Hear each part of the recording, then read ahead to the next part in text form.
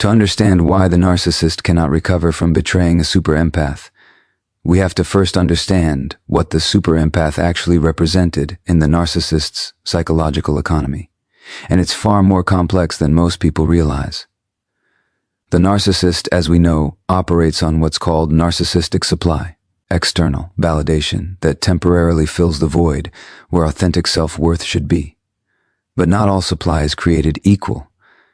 There's a hierarchy, a spectrum of quality that the narcissist intuitively recognizes, even if they can't articulate it. Most people the narcissist encounters offer what we might call surface supply. Admiration for their appearance, their status, their performance. It's transactional, replaceable, ultimately hollow. The narcissist consumes it quickly and needs constant replenishment because it doesn't actually nourish anything real. It's empty calories for a starving psyche. Then there's the super empath, and what they offer is something categorically different. The super empath doesn't just reflect the narcissist's grandiose self-image back to them. They actually see the person underneath the construct. They perceive the wound, the terror, the fragmented self that the narcissist has spent their entire life defending against. And here's what makes this so intoxicating and so dangerous for the narcissist. The super empath sees all of this and still chooses to stay. Still offers compassion, still believes in their capacity for something more. This creates a type of supply the narcissist has likely never experienced before. Validation that feels real because it's coming from someone with genuine depth, authentic perception, and the emotional sophistication to hold paradox. The super empath can simultaneously see the narcissist's defended false self and their defended true self, and they respond to both with a kind of radical acceptance. For the narcissist, this is like discovering water after a lifetime in the desert. It's not just that the super empath makes them feel good about themselves. It's that the super empath makes them feel real, seen, known. And for someone whose entire psychological structure is built on hiding from being truly known, this is both terrifying and irresistible. The super empath also brings something else to the table, intellectual and emotional depth that actually challenges the narcissist. Unlike the typical supply sources, who are easier to manipulate and control, the super empath engages with the narcissist at a level that stimulates them. There are real conversations, moments of genuine connection, exchanges that feel substantive rather than performative. The narcissist becomes addicted to this quality of interaction, in a way that's different from their addiction to regular supply. It's not just about maintaining their grandiose self-image. It's about experiencing something approximating authentic relationship, even if they can fully participate in it reciprocally. But here's the trap. The narcissist cannot actually metabolize this kind of supply in a healthy way. They can't integrate it, can't build on it, can't let it transform them. Instead, they consume it.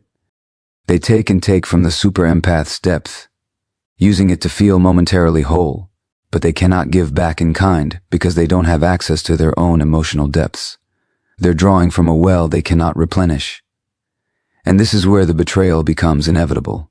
The narcissist's pathology eventually compels them to devalue and destroy the very thing they're most dependent on. Perhaps because the intimacy becomes too threatening. Perhaps because the super empath begins to require reciprocity. Perhaps because the narcissist's shame at being truly known becomes unbearable. Whatever the trigger, the narcissist sabotages the relationship in ways that are often spectacular in their cruelty. And then they lose it. They lose this unprecedented quality of supply. And here's what they discover in the aftermath. It cannot be replaced.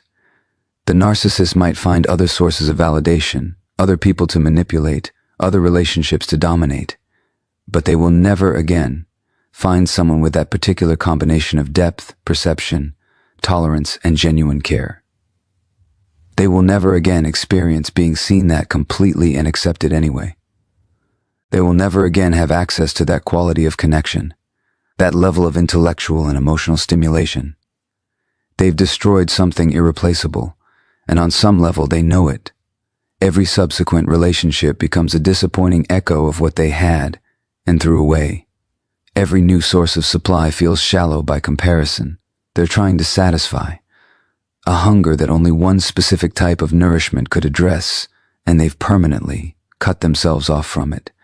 You cannot replace someone who saw you completely and loved you anyway, especially once you've proven them right to leave.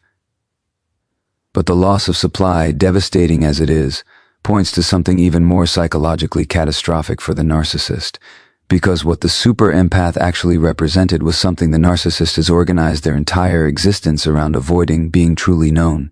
Let me explain what I mean by this.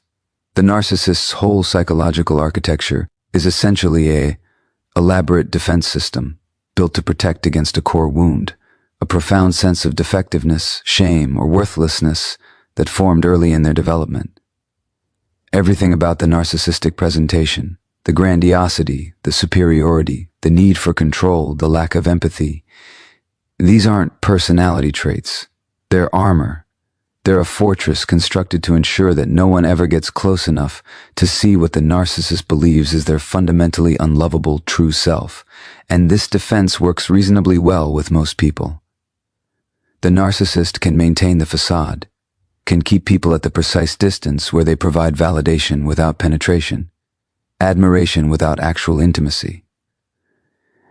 Most people never see past the mask because the narcissist never lets them close enough, or because those people don't have the perceptual capacity to see through the construction. But the super empath is different. The super empath has this almost uncanny ability to perceive what's happening beneath the surface. They can sense the wound underneath the grandiosity. They can feel the terror underneath the rage. They can detect the fragility underneath the apparent strength.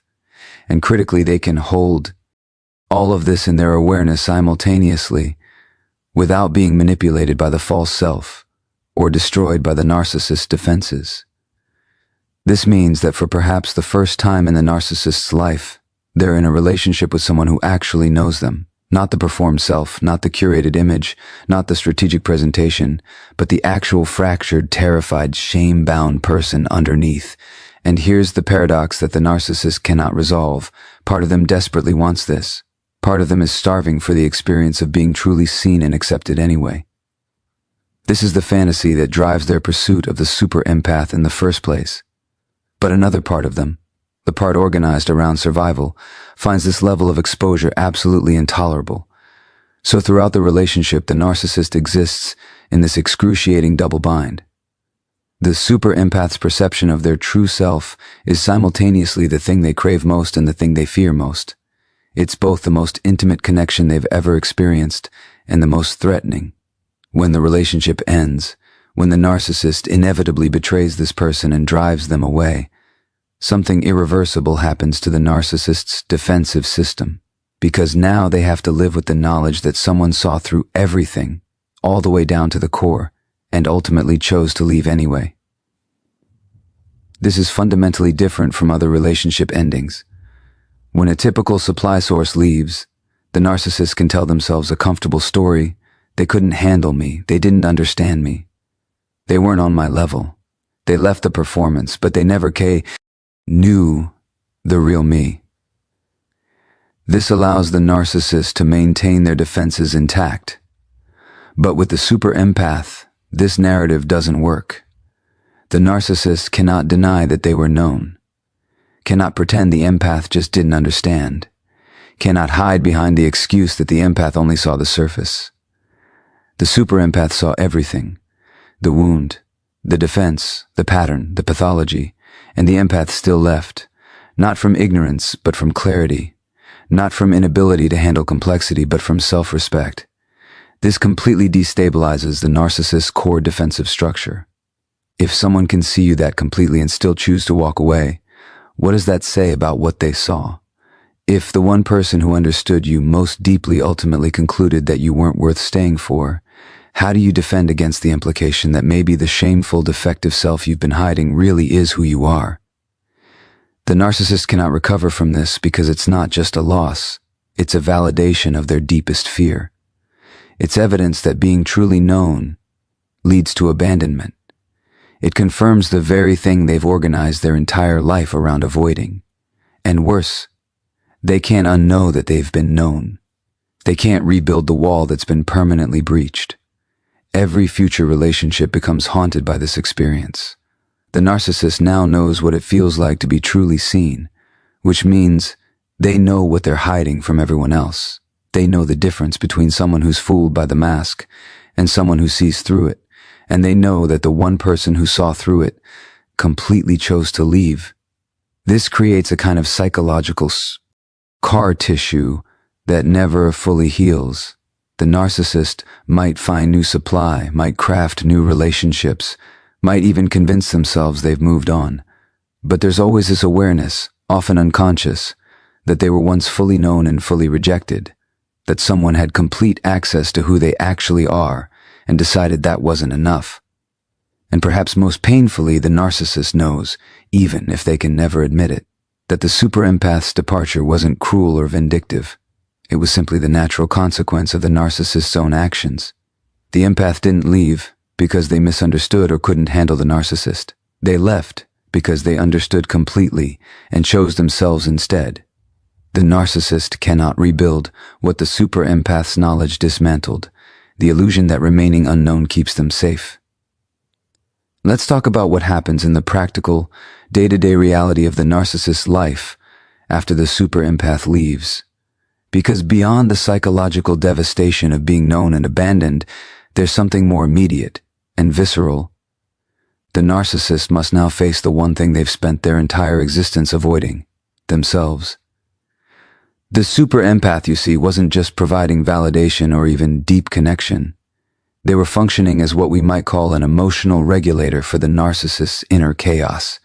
And I want to be very clear about what I mean by this, because it's not the same as codependency or enabling, though it can appear similar on the surface. The narcissist's internal world is fundamentally dysregulated.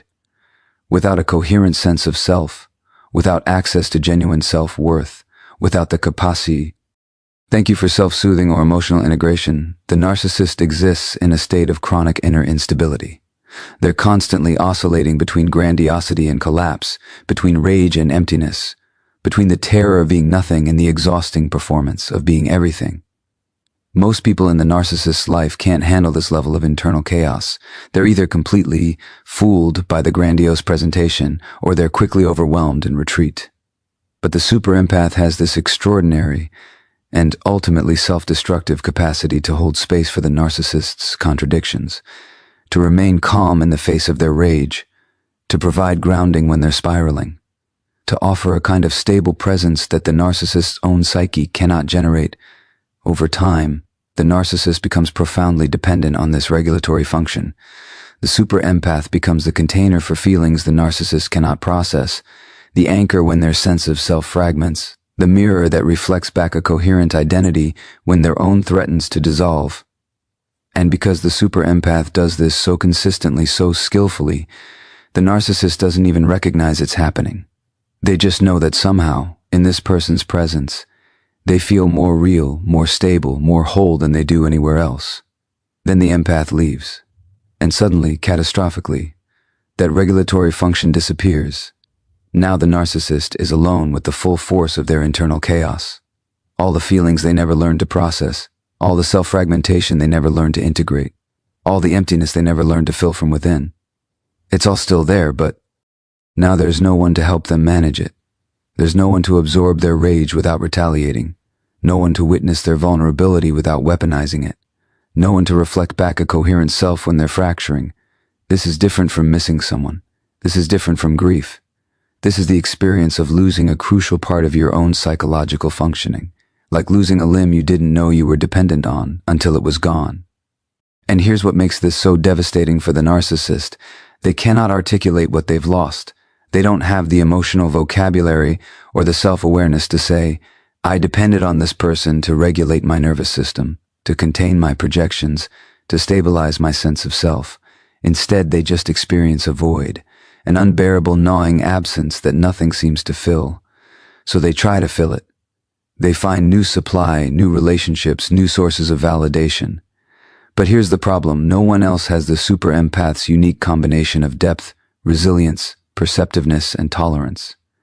No one else can perform that regulatory function at the same level. The new supply might be attractive, might be successful, might even be kind, but they lack the emotional sophistication to hold the narcissist's complexity. They're either too shallow to perceive what the narcissist actually needs, or they're too healthy to provide it. They set boundaries where the super empath had limitless patience. They retreat where the super empath would have stayed. They demand reciprocity where the super empath gave unconditionally. And so the void remains. The narcissist keeps searching for what they lost, but they're searching for something that cannot be replicated. They're trying to find someone who will do the impossible work of making them feel whole, the way the super empath did, but that person doesn't exist.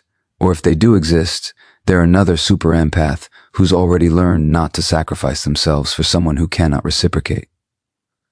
The narcissist begins